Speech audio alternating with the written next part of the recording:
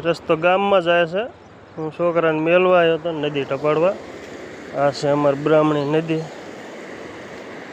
અહીંયા પવાર નાખેલો છે. જો કેટલું પાણી આવેલું છે. અને કમસે કમ 150 ફૂટ જેવી નદી લાંબી છે. 150 ફૂટ ઉપર હશે પણ ઓછી નહીં હોય એટલું પાણી આવેલું છે.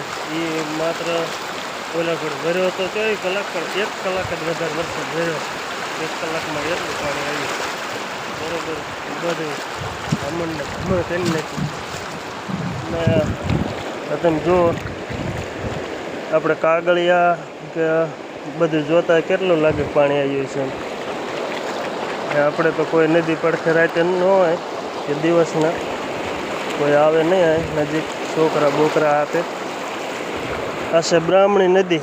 રાણીપાટના ડેમમાંથી આવે. એથી આગળ સોરવીરા, વગડિયા અહીંયાનું પાણી આવે બરાબર. સોરવીરા આ બાજુનું આવે, ઓલી બાજુનું ઓલી પર જતું છે, પણ સોરવીરા આ બાજુનું અહીં આવે. આ કમસે કમ ઓલા પણે બંધ છે. આમાં મોટા ઝાડવા દેખાય અહીંયા બંધ. 150 ફૂટની નદી હશે. એટલું પાણી આવે છે.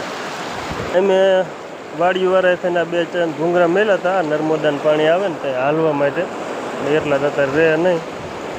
સરકારને કાંઈ પુલ બનાવી દો એટલે ઓલી સાઈડના છોકરા ગામમાં ભણવા જઈ શકે બરાબર. એવું કંઈક કરો એટલે માણસને તકલીફ ન પડે બરાબર. મોટા તો થોડું ઘણું ભોગવીને ઓલું કરી લે, છોકરા ન જઈ શકે નિશાળે. હાલો, જય કિસાન, જય માતાજી, ધીરમ રાખે.